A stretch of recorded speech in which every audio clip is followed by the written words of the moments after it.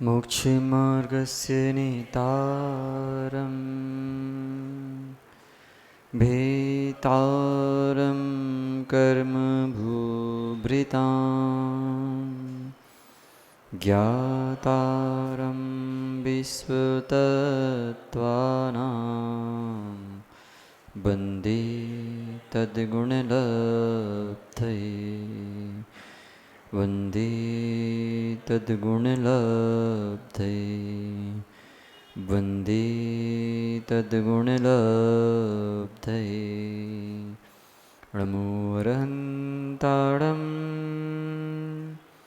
नमो सिद्धाणं नमो आयिरीयाणं नमो वज्रायाणं नमो लोये सवसावणम्। पंच परमेष्ठी भगवंतों की आचार्य भगवान गुरुवर विशुद्ध सागर जी महाराज की, आचार्य भगवान उमा स्वामी जी महाराज की, 3 कम 9 करोड़ महामुनिराजों की, अहिंसामय विश्वदैन धर्म की।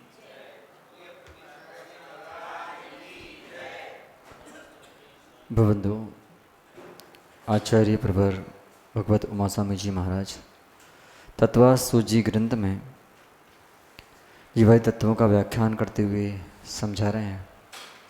विषय चल रहा है जम्बूद्वीप के क्षेत्र की संख्या का। सूत्र अपन पढ़ा था कि कितने क्षेत्र हैं? 7 क्षेत्र हैं। कौन कौन से? भरतवर्ष, हेमवत, हरिवर्ष, विधि, रम्यक और हिरण्यवती, रावत, ऐरावत वर्ष। ये 7 क्षेत्र हो गए। हम कहाँ रहते हैं? भरत क्षेत्र में। ऐसे ही कितने क्षेत्र होगा टोटल? टोटल कितने क्षेत्र हैं? 7 क्षेत्रों के विभाग करो तो कितने हो जाएंगे? बोलो। 5 मेरु संबंधी, कितने? 5 भरत, 5 ऐरावत और 5 विधि। ये क्या हैं? 15 कर्म भूमियाँ होती हैं। ठीक है, अभी आगे सूत्र पढ़ेंगे तो। और उसी के साथ में 5 देवकुरु और 5 उत्तर कुरु, ये 10 क्या हो गई? उत्तम भोग भूमियाँ हैं। और 5 हरि क्षेत्र में के मध्य में भोग भूमि है। 5 हेमवत और हिरण्यवत में भूमियाँ हैं, जगन भोग भूमियाँ हैं। कुल मिलाकर के भोग भूमियाँ कितनी हो गई टोटल? 30। कैसे? 10, 5 भरत और 5 देवकुरु और 5 उत्तर कुरु, 10 हो गई। उसके बाद 5 रम्यक संबंधी, 5 हरिशेष संबंधी और 5 हेमवत और हिरण्यवत संबंधी। कितनी हो गई टोटल? 30 कुल भूमियाँ हैं और 15 कर्म भूमियाँ। इनका विस्तार जम्बूद्वीप में मिलेगा। अभी चित्र को तो बनाना यहाँ संभव नहीं है कि चित्र बना पाएँ। तो अपन अगर चित्र आपके पास उपलब्ध हो सबके पास, तो उस चित्र में देख करके आप विभाग कर सकते हो कि कहाँ से कौन सी भूमि। पर्वत सामने आएगा तो उससे विभाजन हो जाता है। अब सूत्र पढ़ रहे हैं अगला, उसमें समझ में आ जाएगा। तद विभाजना पूर्वापरायता हिम्बन महाहिम्बन निषद नील रुक्मी सिकृणो बजदर पर्वता। पढ़िए एक बार।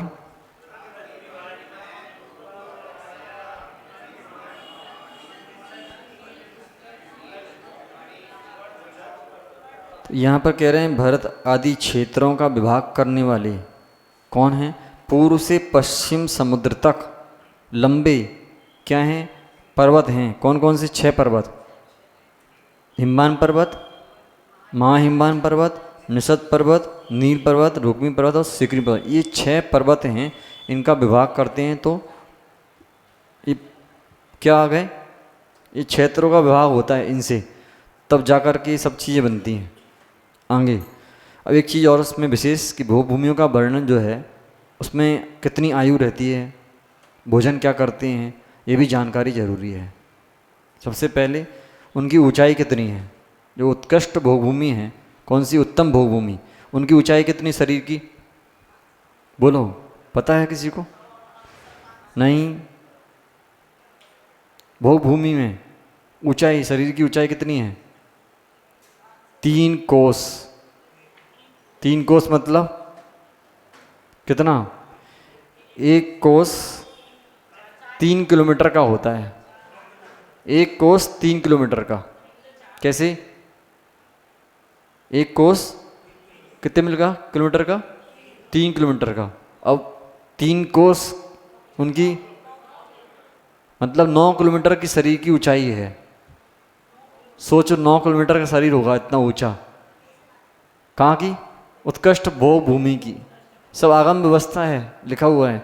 और मध्यम भोग भूमि में जाओ तो कितनी है? 1 घट जाएगी, 2 कोस। उसके बाद आगे जाओ एक और, जघन्य में तो 1 कोस की। कितना होगा टोटल? 1 कोस मतलब कितना? 3 किलोमीटर।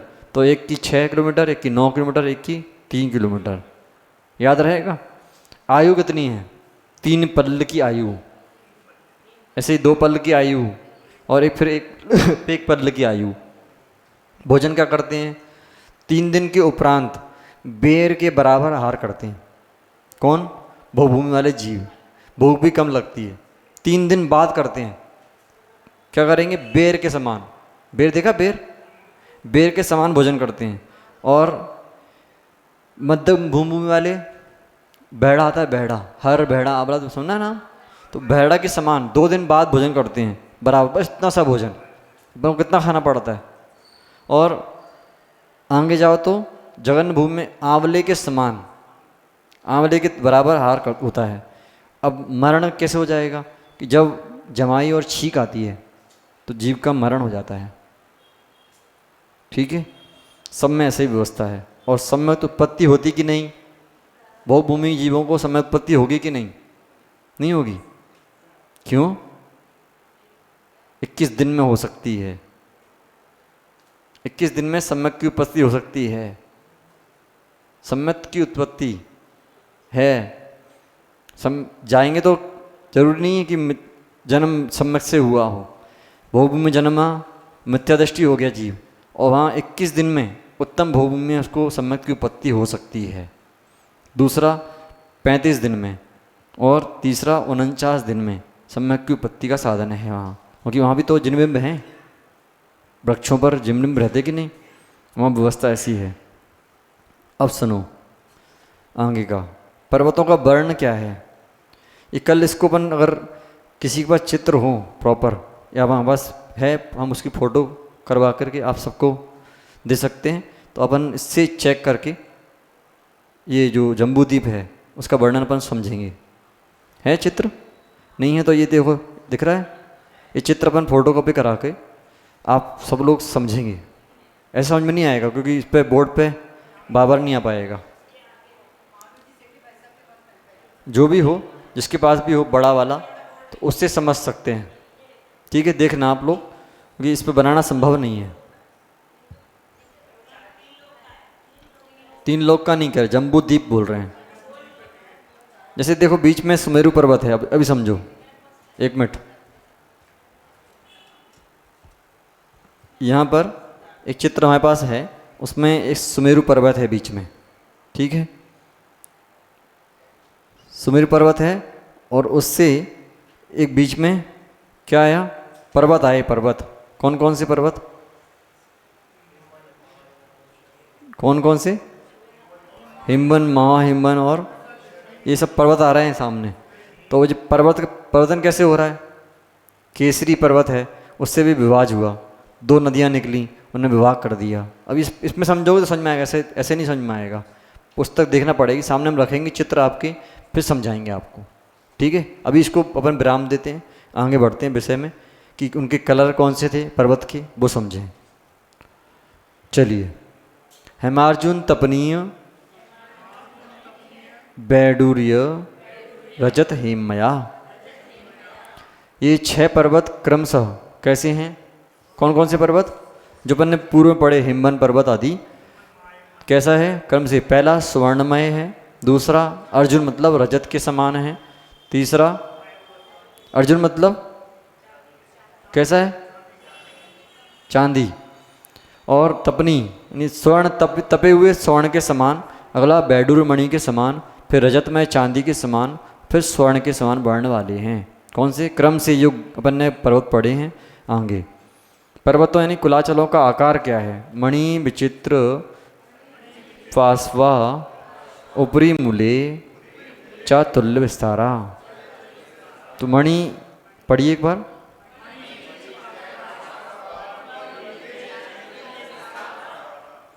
तो कह रहे हैं कि ये पर्वत मणियों से खचित चित्र विचित्र हैं और ऊपर पार्श्व में मूल में समान विस्तार वाले हैं। चाहे कहीं भी जाओ, चाहे ऊपर जाओ, चाहे पार्श्व में जाओ या मूल में जाओ, तो कैसे हैं? एक जैसे हैं, अंतर नहीं है। आगे पर्वतों पर स्थित सरोवरों के नाम कह रहे हैं। पद्म, महापद्म, त्रिगिंच केसरी। पढ़िए। महापुंडरीक, पुंडरीका, हृदास तेसा मुपरी। पढ़िए एक बार पूरा।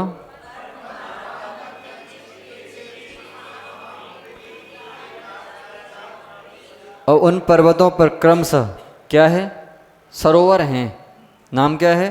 पद्म, महापद्म, त्रिगिंच, केसरी, महापुंडरीक और पुंडरीक नाम वाले जल से भरे हुए तालाब हैं पर्वतों के ऊपर।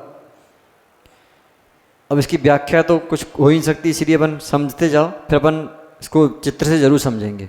ठीक है। आगे तालाबों का विस्तार क्या है? प्रथमो योजन सहस्रायामस तदर्थ विस्कंबो हृदय।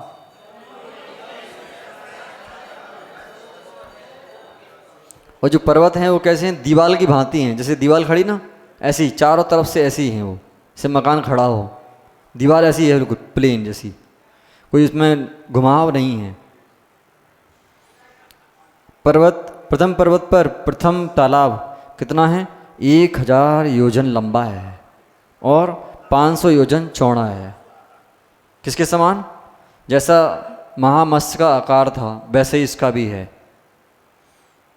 कितना था महामत्स्य का आकार? 1000 योजन चौड़ा और 500 योजन चौड़ा लंबा। लंबा हो गया 1000 योजन लंबा, और चौड़ा कितना था? 500 योजन। या ध्यान रखना, अगर याद ना आए कि पहले तालाब की लंबाई ऊंचाई कितनी है, तो महामत्स्य का उदाहरण समझ के याद कर लेना कि इतनी इसकी ऊंचाई लंबाई है। अब प्रथम जो पद्म नाम तालाब की गहराई कितनी है? 10 योजना वगह। प्रथम तालाब कितना है? 10 योजन नीचे गहरा है। पद्म तालाब के मध्य में कमल, और उनकी बीच में तो क्या है? कमल हैं। उसका कितना योजन है वो देखते हैं। तन मध्य योजनम पुष्करम। तो पद्म तालाब के मध्य में 1 योजन का कमल है। 1 योजन का। काय का है वो? कौन सा काय का है? पृथ्वी कायिक है। पृथ्वी कायिक है। एक कमल का पत्ता कितना है? 1 कोस लंबा है। कितना लंबा? 1 कोस लंबा कमल का पत्ता। और उसकी कर्णिका का विस्तार कितना है? 2 कोस का। जो कर्णिका होती बीच में वो 2 कोस लंबी है। और एक कमल 1 योजन लंबा और 1 योजन विस्तार वाला है। इस कमल की नाल जल तल से 2 कोस ऊपर है। जो नाल होती है बीच में वो 2 कोस ऊपर है। और इसके पत्तों की उतनी ही मोटाई है। मोटाई भी उतनी है। जो मोटे होते पत्ते तो मोटी भी उतनी है। और इस कमल के परिवार के कमलों की संख्या 1,40,150। कितनी? कमल के परिवारों की संख्या कितनी है?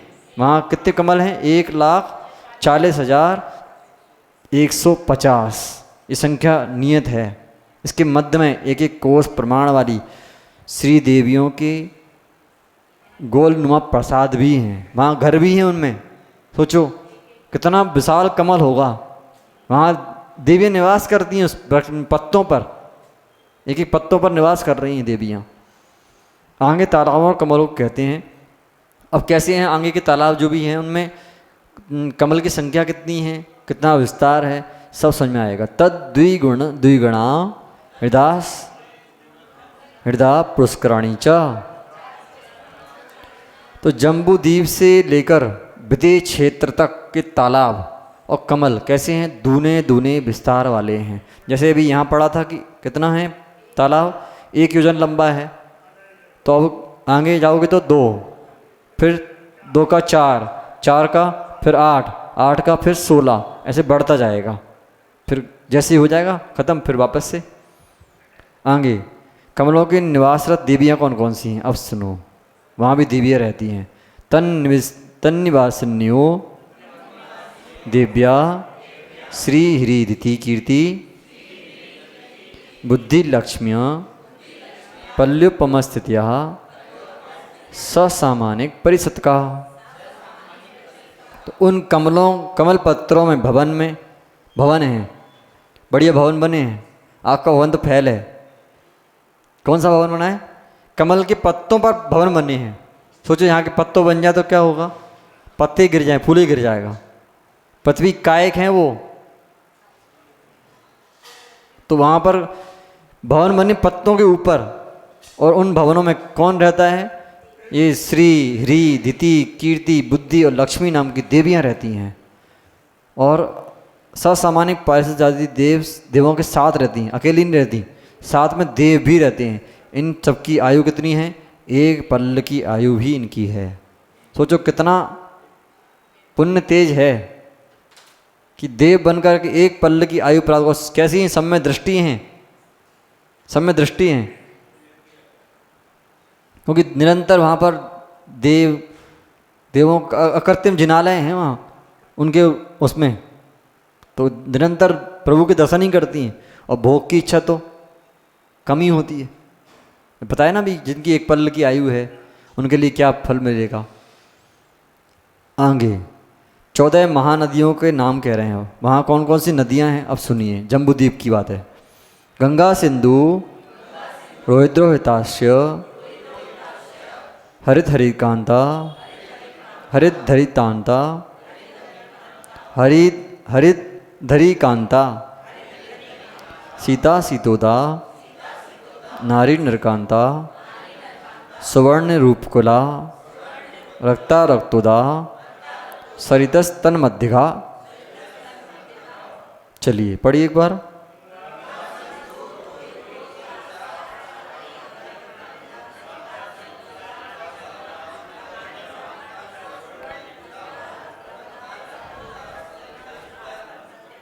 सोचो पढ़ने में इतना समय लग रहा है, फिर सोचो कैसे वहाँ की व्याख्या सुन पाओगे।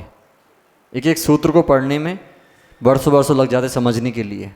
अब पढ़ ही नहीं पा रहे, पढ़ पा रहे हो अच्छे से? चलिए, इन तालाबों से महानदियाँ निकलती हैं। कौन कौन सी महानदियाँ? ये वाली नहीं है जो अपनी वर्तमान में दिख रही हैं, वो नहीं है, ये उनकी कल्पना नहीं करना, वे बहुत छोटी नदियाँ हैं। गंगा सिंधु रोहित रोहिताश्या हरित हरिकांता सीता सीतोदा नारी नरकांता सुवर्ण रूपकुला रक्ता रक्तोदा। ये 14 नदियाँ भारत आदि 7 क्षेत्रों के मध्य में बहती हैं। इन्हीं से विभाग हुआ है, पर्वतों का विभाग हुआ, क्षेत्रों का विभाग हुआ इन्हीं से। जब एक नदी निकली तो आर्यखंड बन गए, एक आर्यखंड निकल गया और 5 मलेच्छ खंड हो गए। इन्हीं से विभाग होना चालू हो गया। आगे अब कह रहे हैं, तो भारत क्षेत्र के मध्य में कौन बहता है? सबसे पहले गंगा सिंधु नदी, ठीक है, गंगा और सिंधु नदी क्रम से जानना। भारत क्षेत्र में गंगा और सिंधु, उसके बाद हेमवत क्षेत्र में कौन? रोहित और रोहिताश्य। उसके बाद हरिवर्ष में मध्य में हरित हरिकांता, विदेश क्षेत्र में मध्य में सीता सिद्धोदा, रम्यक क्षेत्र में नारी नरकांता, हिरण्यवत में क्षेत्र में सुवर्ण कुला और रूपकुला, और ऐरावत क्षेत्र में राष्ट्र में रक्ता रक्तोदा नदियाँ बहती हैं। अब पूर्व समुद्र की ओर जाने वाली नदियाँ कौन कौन सी हैं? सुनो। द्योर द्योर पूर्वा पूर्वगाहा, जो पूर्व क्षेत्र में जाती हैं। इसी से समझ में आना चालू हो जाएगा कि जल सूत्र रटा होना चाहिए, ध्यान रखना। सूत्र आपको रट गया है अगर, तो आपको जम्बूद्वीप समझने में दिक्कत नहीं आएगी। क्यों? पूर्व समुद्र में कौन कौन सी नदियाँ बहती हैं वो सुनो। गंगा, रोहित, हरित, सीता, नारी, स्वर्णकुला और रक्ता। ये सात की ना, 2-2 की, एक एक करके सबको विभाग करना। तो 7 नदियाँ पूर्व समुद्र में जाती हैं, ठीक है। पहले पहले की जो नदियाँ हैं, पहले पहले की नदियाँ हैं पूर्व समुद्र की ओर बहती हैं। अब पश्चिम की ओर जाने वाली नदियाँ कौन सी हैं? जो शेषास्त परगः, तो शेष नदियाँ हैं जो सिंधु, रोहित्रास्य, हरितकांता, सीतोदा, नरकांता, रूपकुला, रक्तोदा, ये 7 नदियाँ पश्चिम की ओर बहती हैं। अब इन महानदियों की सहायक नदियाँ कौन सी हैं उनको कह रहे हैं। चतुर्दश नदी सहस परिविता गंगा सिंध वाद्यो नद्या। गंगा सिंधु आदि नदियों के युगल 14,000 सहायक नदियों से घिरे हैं। कितनी नदियाँ हैं? 14,000 नदियाँ और सहायक हैं। अब भरत क्षेत्र का विस्तार। षड बढ़ता षड्विंशति पंचयोजन पंचयोजन सतविस्तारा षट्चैकोन विंशति भागा योजनस्य। तो भरत क्षेत्र 526 योजन विस्तार वाला है। कितना? 526 योजन विस्तार वाला है।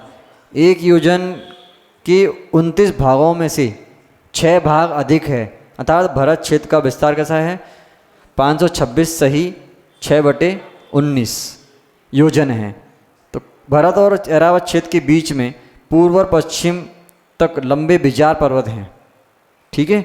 विजार पर्वत हैं जिनसे गंगा और सिंधु, रक्ता, रक्तोदा नदियों के कारण दोनों क्षेत्रों में 6 खंड हो गए। इसको समझ लोगे तो पूरा जम्बूद्वीप समझ में आएगा। क्या हुआ? भारत और ऐरावत क्षेत्र से क्या हुआ? पूर्व और पश्चिम से एक लंबे एक विजार पर्वत है, पर्वत उससे अब विभाग होगा। जैसे ही नदी टकराती है तो क्या होता है? यहाँ से वो पलट गए, ऐसा जाएगा क्षेत्र, तो क्या होगा? 6 खंड हो जाएंगे क्षेत्रों के, दोनों क्षेत्रों की। तो हो गए, इसके मध्य में एक आर्यखंड होगा और 5 मिलेज खंड हो जाएंगे, तो 6 खंड हो गए। टोटल मिला कितने होंगे? 6 क्षेत्र है ना, 6 खंड हो गए। टोटल क्षेत्र कितने अपने पास? 7 क्षेत्र हैं। तो आर्यखंड कितने हैं? लगा लो। जब कितने? आर्यखंड एक नहीं है, कितने होगा ऐसे? जब दोनों का खंड होगा अलग अलग, कितने होंगे? 2 हो गए ना। भरत और ऐरावत के क्षेत्र के आर्यखंड 2 हो गए ना, और मिलेज खंड 10। ऐसे क्षेत्रों का विभाग होता जाता है। आगे अब विधि क्षेत्र पर्यंत पर्वत और क्षेत्रों का विस्तार कह रहे हैं। तद द्विगुण द्विगुण विस्तारा बसदर वर्षा विदेहांता। यहाँ पर विधि क्षेत्र पर्यंत के पर्वत तथा क्षेत्र भरत क्षेत्र से दूने दूने विस्तार वाले हैं। जो विधि क्षेत्र पर्यंत के पर्वत और क्षेत्र हैं वे कैसे हैं? भरत क्षेत्र से दूने दूने विस्तार वाले हैं। तो जैसे भरत क्षेत्र से हिमान पर्वत का विस्तार कितना है? दूना है। हिमान से हेमवत का दूना है। हेमवत से महाहिमान का दूना है, और महाहिमान से हरिवश का दूना है, और हरिवश से निषद का दूना है।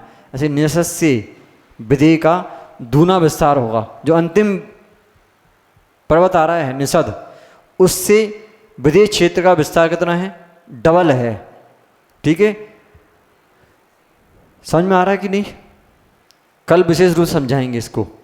क्लास लगेगी, उसमें चित्र आपके सामने आएगा, आपको लगेगा हाँ ये चीज़ अपन ने पढ़ ली है, फिर क्लियर हो जाएगा। बोलिए।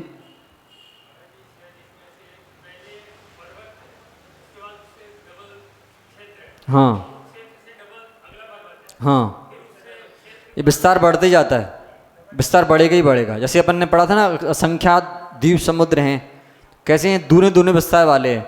जम्बूद्वीप से फिर घाती खंड, ऐसे सब करते जाओ। पहले द्वीप, फिर असंख्यात समुद्र, फिर द्वीप, फिर समुद्र, फिर द्वीप समुद्र, इनकी विस्तार बढ़ेंगे क्रम से। तो ये विस्तार बढ़ेगा ही बढ़ेगा, कम नहीं होगा। हाँ, वो वहाँ से होगा कम, पहले बढ़ा फिर कम होगा, ऐसा मानना पड़ेगा, वो दोनों तरफ से लगाना पड़ेगा, ठीक है। अभी आगे समझ में जाएगा जी, सब विस्तार इसमें लिखा हुआ है। आगे क्षेत्र और पर्वतों का विस्तार। उत्तरा दक्षिण तुल्या। तो जो उत्तर क्षेत्र और पर्वतों का विस्तार है, वो दक्षिण क्षेत्र के पर्वतों का समान है, अलग अलग नहीं है, एक सा ही है। तो सुनो, उत्तर में ऐरावत क्षेत्र से लेकर नील पर्वत तक का विस्तार दक्षिण में भरतादी क्षेत्रों एवं निषद पर्वत के समान है। समान है। भरत क्षेत्र का विस्तार ऐरावत क्षेत्र के विस्तार के समान है, ठीक है। और हिमान पर्वत के समान सिकरी पर्वत का विस्तार बराबर है। दोनों तरफ लगाना पड़ेगा क्योंकि उत्तर और दक्षिण दोनों बराबर हैं। अगर इस खंड कैसा होता है, बीच में सुमेरु पर्वत है, यहाँ से इधर गए और इधर गए, दोनों का विस्तार बराबर चलेगा। नहीं तो अगर इसका कम हो जाए, इसका ज़्यादा हो जाए तो जम्बूद्वीप बनेगा ही नहीं ढंग से, गोल आकार का है ना, बनेगा कैसे? इसलिए विस्तार भी बराबर होना चाहिए। जैसे आप चूड़ी पहनते हो, आधी ऐसी हो और आधी ऐसी हो जाए तो मज़ा आएगा पहनने में। लेकिन आजकल बन रही हैं कि उल्टी सीधी बनाते हैं आकार की। लेकिन चूड़ी का आकार अगर ऐसा हो जाए कि आगे कम हो पीछे ज़्यादा हो जाए तो चूड़ी पहनने में मज़ा नहीं आएगा। ऐसे जम्बूद्वीप कैसा है, गोल है और उसका सबका विस्तार बराबर है, 1 इंच भी कम नहीं है। अगर थोड़ा भी कम होगा तो व्यवस्था थोड़ी गड़बड़ जाएगी। वस्तु व्यवस्था ऐसी ही है। अब किसने बनाया है इसको? किसी ने नहीं बनाया। कैसा है? त्रैकालिक है, अनादि है। जैसे नमोकार मंत्र की स्थापना किसने करी है? लेकिन कहाँ लिखा गया सबसे पहले? हाँ, लिपिबद्ध कहाँ पर किया गया? छठ खंडागम ग्रंथ में। और एक प्रश्न, नमोकार मंत्र में कितनी मात्राएं होती हैं? आप लोग गलत पढ़ते हो। कितनी हैं? गलत है। आज ये भी सिखाएंगे थोड़ा सा, 5 मिनट बचे हैं, पर कल इसको विस्तार से लेंगे। अभी आज नमोकार मंत्र के लिए समझना है। जिनको डाउट है कि 58 मात्राएं होती हैं, ना तो 58 होती हैं, होती ही नहीं है। कैसे होती हैं? 57 या 59। अभी तक इतना ज्ञान था कि 58 मात्राएं होती हैं, पता है ना सबको? शुरू में पढ़ाया गया पाठशाला में कि 58 मात्राएं होती हैं, कहीं से भी घटित नहीं होती। अब आप समझना, आज हम बताएंगे इस चीज़ को। बता दें? इसको हम कल पढ़ेंगे। और यहाँ तक कंप्लीट हो गया।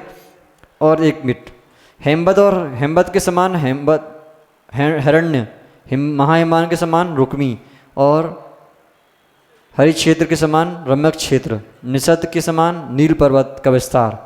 ऐसे इस प्रकार जम्बूद्वीप का विस्तार 1,00,000 योजन का हो जाता है। ठीक है, आज के लिए इतना ही काफ़ी है। शेष इसमें अब अपन नमोकार मंत्र की कितनी मात्राएं होती हैं ये बहुत समझना ज़रूरी है। अपन पढ़ा रहे हैं बच्चों को, लेकिन गलत पढ़ाते हैं। ठीक है, अभी एक बार बताते हैं, देखना। नमोकार मंत्र में कितनी मात्राएं आप लोगों को ज्ञान करना है आज।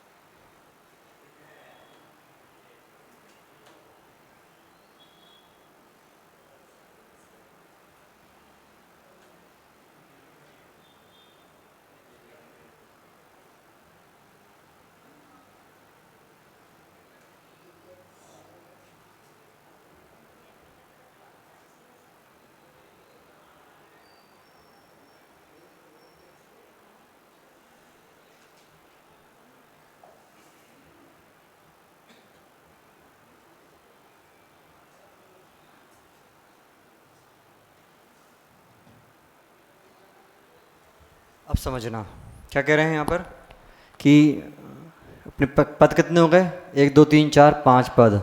अक्षर कितने? 35। अब मात्राएं गिननी है। सबसे पहले अगर अपन देखते हैं कि अगर छोटा वर्ण होता है, एक ही मात्रा छोटी हो तो 1 ही गिना जाता है, और मात्रा बड़ी हो तो 2 गिनेंगे। ठीक है, अभी समझना।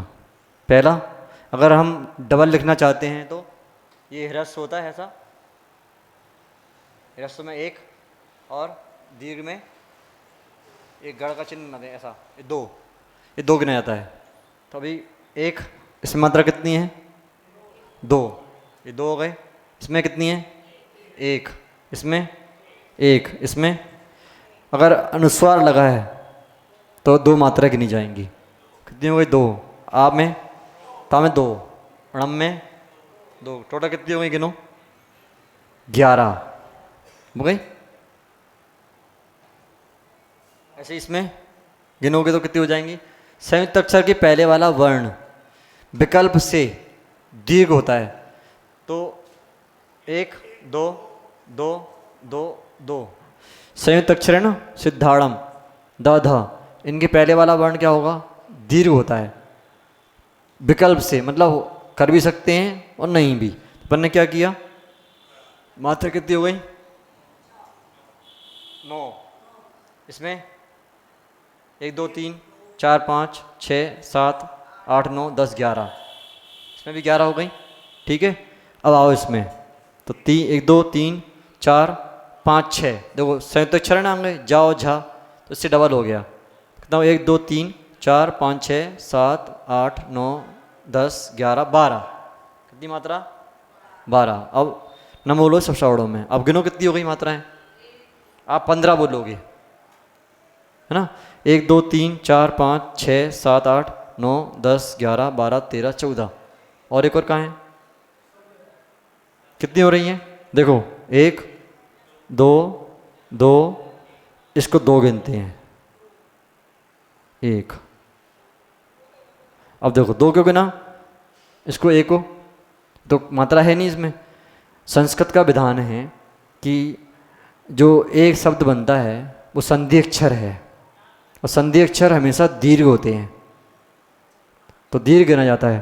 तो क्या हो गया? 1 1 2 3 4 5 6 7, 7 दूनी 14, 15 और 16 टोटल मात्रा। अब गिनो कितनी हो गई? 11 9 20 31, 31 और 28 कितने हो गए? 59 मात्रा समझ में आ गई? ठीक है, कितनी मात्राएं? 59 मात्राएं आ गई। आ गई? बोलो, समझ में आ गया? अब 57 कैसी होंगी? अब इसको समझना है। गाथा होती, गाथा, नमोकार एक गाथा, छंद के शास्त्र से कह रहे हैं। नमोकार क्या होती है? गाथा होती है। उसका फॉर्मेट होता है 12 और 18 का, 12 और 18 और 12 और 15, ऐसा फॉर्मेट होता है गाथा छंद का। तो उसको हमको क्या करना है? ऊपर सेट करना है। पहले हमारे छंद में नमो अरिहंताड़न, नमो सिद्धाड़न, नमो आर्यणम आएगा। तो उसमें कितनी मात्रा हो रही है टोटल? ये टोटल 31 हो रही हैं। हमको चाहिए कितनी है? 12 और 18 30। तो हमने क्या किया था? विकल्प से हमको पता है कि अगर इसमें सिद्धाड़म में हम नहीं लगाएंगे तो चल जाएगा काम, तो हम इसको करेंगे 1। तो क्या हो जाएगा? 1 कम हो गई तो 30 हो गए। और इसमें भी 12 अपने पास है ही पहले से, इसमें छेड़ने की जरूरत नहीं है। 1 ज़्यादा है, 15 में से 16 में से 1 ज़्यादा है, तो क्या करो? सब से 1 हटा दो, तो क्या होगा? 12 और 15 टोटल कितनी हो गई मात्राएं? 57। अब 58 कहीं से भी घटित नहीं होती। आ गया? क्लियर है? तो गया जी। ये विषय कभी पढ़ा नहीं होगा, लेकिन ये भी सीखना चाहिए। गलत तो नहीं पढ़ा रहे हैं? कहाँ पर? ये यहाँ पर संयुक्त अक्षर नहीं है ना, संयुक्त अक्षर है ना, सिद्धाड़म। ठीक है, इस प्रकार यहाँ कहा गया। शेष कल विचार करेंगे। पंच परमेष्ठी भगवान की। आया समझ में? पहली बार पढ़ा है? कुछ चीज़ें नई भी होना चाहिए। आप लोग क्या पढ़ाते हो? 58 मात्राएं होती हैं, सुनी भी हैं और पढ़ी भी ऐसी हैं, लेकिन जब छंद शास्त्र वगैरह पढ़ोगे, संस्कृत पढ़ोगे, तो सब चीज़ों का ज्ञान हो जाएगा। आप लोग सूत्र पढ़ते थे पहले कि तत्वार्थ सिद्धानम सम्यक दर्शनम। सूत्रों को ऐसे नहीं पढ़ा जाता। किनको? सूत्रों को ऐसे नहीं पढ़ा जाता है। किनको? जैसे छंद शास्त्र में भक्तामर प्रणतमौलिमणि प्रभाणाम, उसमें संधि विच्छेद करके पढ़ना पड़ता है, लेकिन सूत्रों के साथ ऐसा विधान नहीं है। ये ध्यान रखना। सूत्र ऐसे ही पढ़े जाते हैं जैसे नॉर्मल हिंदी पढ़ते हैं। तो आप क्या करो? सम्यक दर्शन ज्ञान चारित्राणी मोक्ष मार्गा, नहीं, तत्वार्थ सिद्धानम ऐसा नहीं पढ़ना पड़ता। गलत है। शेष कल विचार करेंगे। पंचपरमेष्ठी भगवान की